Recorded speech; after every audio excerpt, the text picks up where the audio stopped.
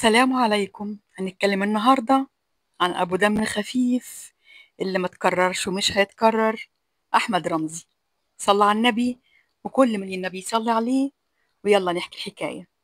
اسمه رمزي بيومي مسعود، اتولد في اسكندرية لأب دكتور قد الدنيا مصري وأم اسكتلندية، والكلام ده كان سنة 1930. بالمناسبة والدته كان اسمها هيلين ماكاي.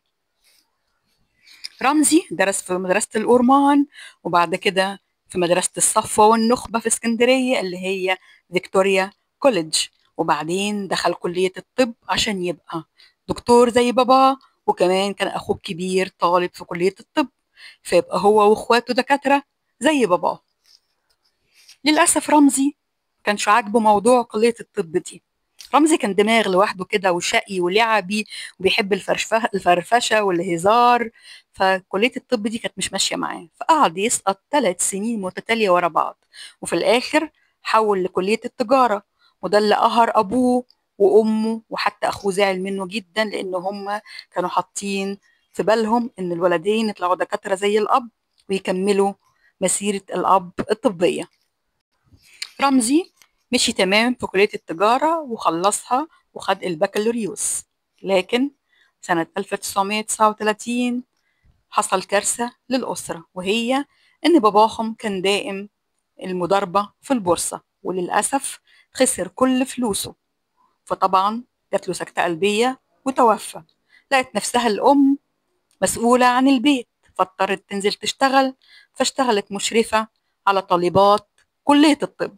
في نفس الوقت اتخرج حسن الأخ الأكبر لرمزي، وبقى دكتور عظام زي باباه. رمزي كان رياضي، وكان دايما يمارس الرياضة والمشي، وكان كمان صديق شخصي لعمر الشريف، لأن عمر كمان خريج كلية فيكتوريا كوليدج. عمر عرض على رمزي يخش يجرب حظه في السينما. كده اصلا رمزي كان بيحب يتفرج على الافلام ومتابعه المسرح والسينما، ولقى ان دي والله حاجه لطيفه، ليه لا، ليه ما ادخلش واجرب حظي. سنه 1955 عمل الفيلم الشهير ايامنا الحلوه مع صديقه عمر الشريف ومع عبد الحليم حافظ، الفيلم اللي كسر الدنيا، وكان طالع فيه رمزي بنفس شخصيته الحقيقيه، الولد الشقي ابو دم خفيف. بعديها توالت عليه الادوار لغايه ما اصبح بطل في السينما. رمزي ليه سلسله افلام كبيره قوي كسرت الدنيا، وكان في الوقت ده بيطلب بالاسم من المخرجين والمنتجين. كمان فكر انه يجرب يشترك في السينما العالمية، وخاض تجربة فعلا لكنها ما نجحتش وبقت بالفشل. اعتزل رمزي السينما في أواخر السبعينات، وعاد مرة أخرى وعمل فيلم قط الصحراء سنة 95، وسنة 2000 عمل الوردة الحمراء، وكمان عمل مسلسل وجه القمر. حياة رمزي الشخصية مليانة مفاجآت. أولا رمزي كان حبيب قوي، كان كتير العلاقات. بالنسبة للجوازات اتجوز 3 مرات. أول زيجة كانت من خارج الوسط الفني، كانت من السيدة عطيات الدراملي، خلف منها بنته الوحيدة باكينام، واللي كان بيحبها جدا ومتعلق بيها. بعد كده اتجوز من الراقصة الشهيرة نجوى فؤاد، اللي كانت واخداه على حب، وهو كمان كان معجب بيها ومتيم، لأن نجوى في التوقيت ده كانت جميلة ممشوقة القوام وعين الناس كلها عليها. بس الجوازة ما كملتش، وما كملتش أكتر من شهر واحد وانفصلوا. أما الزيجة الثالثة لرمزي فكانت من السيدة يونانية تدعى نيكول، خلف منها ولد وبنت، خلف منها بنته نائلة وابنه نواف. وللأسف نواف ده ليه قصة كبيرة قوي، قسمت ظهر رمزي وكرهته في الحياة.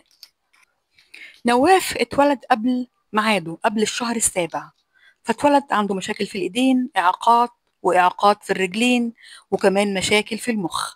وده أثر قوي على نفسية أحمد رمزي، لأن نواف كان طول الوقت طفل غير سليم، طفل معاق، وكان دائم التردد على المستشفيات عشان تلقي العلاج، وكان طول الوقت لازم حد ياخد باله منه، يأكله ويشربه ويعتني بيه. ده اللي كان مخلي أحمد رمزي متأزم نفسيا وبعد عن الدنيا كلها، وكان طول الوقت حامل همه مين هيعتني بيه، مين هيخلي باله منه، مين هيتولاه بعد وفاته، وأمور كتيرة من هذا القبيل. اسم نواف ده كان اسم أحد أصدقاء أحمد رمزي العزاز، وكان شخص خليجي. وساعتها من كتر حب أحمد فيه قال له لو ربنا وعدني بولد هسميه نواف على اسمك. وفعلا أحمد وصى الوصية ونفذ الوصية، ولما ربنا اداله ولد سماه نواف على اسم صديقه الخليجي.